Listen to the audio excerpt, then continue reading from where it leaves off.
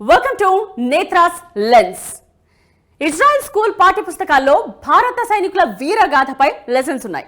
అక్కడి స్కూల్ పిల్లలు భారత సైనికుల చరిత్రను కంపల్సరీగా చదువుకుంటారు. ఐ కెన్ బెట్ ఎవరైనా వెళ్ళి చెక్ చేసుకోవచ్చు కూడా. విదిన్ 1 minute దానికి సంబంధించిన ప్రూఫ్ కూడా మీ ముందు ఉంచుతాను. So coming to the point, ఇజ్రాయెల్లోని పవిత్ర భూమి జెరూసలేం, ఇజ్రాయెల్ రాజధాని టెల్ అవీవ్ తరువాత మూడో అతిపెద్ద నగరం హైఫా. ఈ హైఫా సిటీలోనే 3వ తరగతి నుండి 5వ తరగతి పాఠశాల సిలబస్లో ఈ లెసన్ ఉంటుంది. అంటే చిన్నప్పుడే ఇజ్రాయలీల మెదళ్లలో భారతదేశంపై ప్రేమను నూరిపోస్తూ ఉంటారు. ఎందుకని?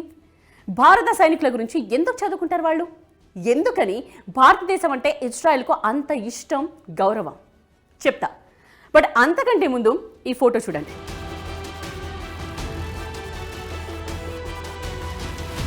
ఇది ఇజ్రాయెల్ ప్రభుత్వం విడుదల చేసిన పోస్టల్ స్టాంప్. భారత సైనికుల వీరత్వానికి జ్ఞాపికగా ఈ స్టాంప్ను విడుదల చేసింది ఇజ్రాయెల్ గవర్నమెంట్. ఇందులో గుర్రాలపై కూర్చుని చేతిలో బళ్ళాలు పట్టుకున్న భారతీయుల సైనికుల ఫోటో చాలా స్పష్టంగా కనిపిస్తోంది కదా. సో ఇందాక చెప్పుకున్నట్టు ఇజ్రాయెల్ స్కూల్ పుస్తకాల్లో భారత సైనికుల గురించి ఉంది అన్నది అక్షరాల నిజం. ఇదే దానికి ప్రూఫ్. ఇంతకీ బ్యాక్గ్రౌండ్ స్టోరీ ఏంటి? అది 1918 మొదటి ప్రపంచ యుద్ధం జరుగుతున్న టైం. ఇజ్రాయెల్లోని హైఫా అప్పటికే బాగా అభివృద్ధి చెందిన నగరం. పైగా ఆ రోజుల్లో రైల్వే కనెక్టివిటీ, పోర్ట్ కనెక్టివిటీ ఉన్న వన్ అండ్ ఓన్లీ సిటీ. అందుకని జర్మనీ అండ్ తుర్కీ దేశాలు తమ ఆధీనంలోకి తీసుకున్నాయి హైఫాని. హైఫా లాంటి నగరం చేతిలో ఉంటే యుద్ధ ఫలితాన్ని మార్చేయొచ్చు. అందుకని జర్మనీ, తుర్కీ దళాలు హైఫాను చేజిక్కించుకున్నాయి. బట్ గ్రేట్ బ్రిటన్, దాని మిత్ర దేశాలు హైఫాను సొంతం చేసుకోవాలనుకున్నాయి.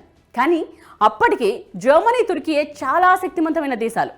ఆ రోజుల్లోనే 1500 మంది తుర్కీ సైనికులను రక్షణగా పెట్టి వారి చేతులకు మెషిన్ గన్స్ ఇచ్చారు. ఫిరంగులు కూడా ఉన్నాయి వాళ్ళ దగ్గర. కానీ బ్రిటిష్ ప్రభుత్వం మాత్రం 400 మంది భారతీయులను వాళ్ళ మీదకు పంపింది.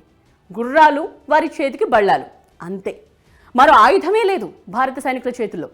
ఓవైపు తుర్కీ సైన్యం బుల్లెట్స్ దింపుతున్నా సరే గుర్రాలు, బల్లాలతోనే పోరాడారు మన భారతీయ సైనికులు. కొందరు బుల్లెట్ గాయాలతోనే పోరాడి చనిపోయారు కూడా. బట్ ఆ 400 మంది భారతీయ సైన్యమే 1500 మంది తుర్కీ సైన్యాన్ని ఓడించి హైఫా నగరాన్ని కైవసం చేసుకుంది. ఆనాడు భారత సైనికులు పోరాడింది బ్రిటిష్ ప్రభుత్వం తరపునే అయినా భారత సైనికుల సహకారాన్ని, పోరాట పటిమను ఈనాటికి గుర్తుపెట్టుకున్నారు ఇజ్రాయెల్ ప్రజలు.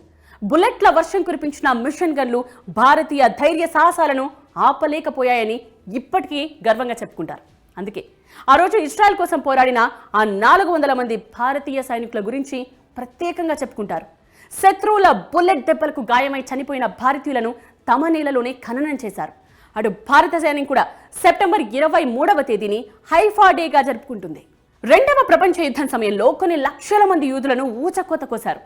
ఆ సమయంలో తలా ఓ దిక్కుకు ప్రాణభయంతో పారిపోయిన యూదులను చాలా దేశాలు రానివ్వలేదు. చివరకు బ్రిటన్ కూడా షెల్టర్ ఇవ్వడానికి ఒప్పుకోలేదు. కానీ భారత్ మాత్రం ఆశ్రయం కల్పించింది. జామ్నగర్ మహారాజా దిగ్విజయ్ సింగ్ సుమారు 1000 మంది యూదు పిల్లలకు ఆశ్రయం ఇచ్చారు. వారికి ఆహారం, వసతి కల్పించారు. సో ఇజ్రాయెల్ వాసులకు ఇండియా అంటే గౌరవం కలగడానికి ఇదొక కారణం. ఇక్కడ ఇంకో విచిత్రం ఏంటంటే, భౌగోళికంగా ఇండియా, ఇజ్రాయెల్ మధ్య 1000 కిలోమీటర్ల దూరం ఉన్నప్పటికీ ఈ రెండు దేశాల పుట్టుకల్లో చాలా పోలికలు ఉన్నాయి. ఇండియాకు 1947లో స్వాతంత్రం వస్తే ఇజ్రాయెల్ 1948లో ఏర్పడింది. ఈ రెండు దేశాలు కూడా మతం ఆధారంగా జరిగిన విభజనను పురిటిలోనే అనుభవించాయి. ఈ రెండు దేశాలు పుడుతూనే ఇస్లామిక్ దేశాలతో యుద్ధం చేశాయి. పైగా స్వాతంత్ర దేశంగా ఏర్పడ్డాక మొదటి 10 ఏళ్లు భారత్ను పాలించింది స్వాతంత్రోద్యమ నాయకులుగా పేరున్న నెహ్రూ. అటు ఇజ్రాయెల్ను మొదటి 10 ఏళ్లు పాలించింది కూడా డేవిడ్ బెన్ గురియన్ అనే ఇజ్రాయెల్ ఉద్యమ నాయకుడే. ఈ ఇద్దరు న్యాయశాస్త్రం చదివిన వారే. సో ఇన్ని పోలికలు కవల పిల్లలకు కూడా ఉండవేమో. మొత్తానికి ఇండియా, ఇజ్రాయెల్ మధ్య 100 సంవత్సరాల నాటి అనుబంధం ఉంది. ఎన్నో సందర్భాల్లో యూదులకు ఆశ్రయం ఇచ్చి వారిని రక్షించిన నేల భారతదేశం. అందుకనే మన దేశం అంటే యూదులకు అంత ఇష్టం, గౌరవం, పవిత్ర భావన. ఇది వాచి నేత్రాస్ లెన్స్. నేత్ర.